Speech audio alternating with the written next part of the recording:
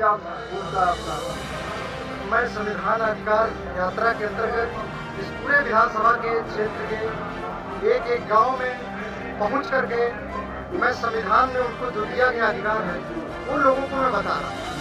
और मुझे लगता है कि जब तक इस देश की जनता को अपने अधिकारों का ज्ञान नहीं होगा तब तक हम देश में कोई भी सुधार नहीं कर सकते। और शिक्षा और स्वास्थ्य में एक बहुत बड़ा बदलाव की सोच लेकर के मैं इस क्षेत्र में निकला हूँ। मुझे लगता है कि हम दूसरों को ताने दे करके, दूसरों को बुरा कह करके इस समाज को अच्छी जगह नहीं पहुँचा सकते। हमें खुद अच्छा बनना पड़ेगा। और एक अगर मैं यहाँ यूनिवर्सिटी और एक बहुत बड़ा अस्पताल का निर्माण लोगों के जन सहयोग से करने के लिए संकल्प लिया हूँ, ये संभव तभी हो सकता है जब मैं यहाँ किसी की संवैधानिक कुर्सी पर बैठूँ। जब तक संवैधानिक कुर्सी पर मैं नहीं बैठूंगा तब तक इतना बड़ा काम नहीं कर पाऊंगा।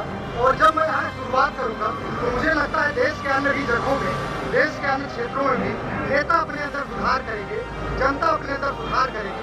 और जो हमारे देश के शहीदों ने लाखों लाखों लोगों ने अपनी जान की बाजी लगा करके देश को आज़ादी दिलाया था, वो आज़ादी आम जनता तक अभी तक नहीं पहुंच पाई।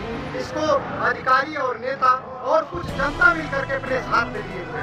मुझे एक कोशिश है कि जो संविधान में हमको अधिकार दिया गया उस अधिकार को जनता तक पहुंचाने का तरीका हुई है कि मैं जब तक उस कुर्सी पे नहीं बैठता हूँ तब तक उसको मैं पहुंचा देता हूँ।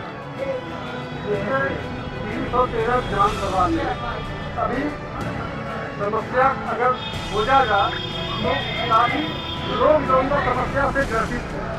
तो क्या जो आप मतलब क्या आश्वासन देना चाहते हैं कि मान लीजिए जनता अगर आपको चुन रही है तो आप मतलब उसके बाद जो अपना क्या निर्णय लेना चाहते हैं? देखिए, मेरे अधिकार में तो वो चीज़ें हैं अपनी बात को करना। अभी संविधान अधिकार यात्रा के दौरान मैं भी गया हुआ था तो देवरिया विजयी एक ग्राम पंचायत, उसमें एक टोला धरुई, वहाँ के गांव के लोगों को देखा कि किस दशा में वहाँ जी रहे हैं। मतलब उस रास्ते से आप दिन में नहीं जा सकते, रात को आप कैसे जाएंगे।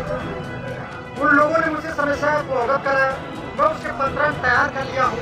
मैं शासन को उस पत्र को लिखूंगा। मेरी कोशिश है कि जितनी भी समस्याएं क्षेत्र में मुझे अवगत कराई जा रही है उन समस्याओं को मैं शासन को अवगत कराता हूँ।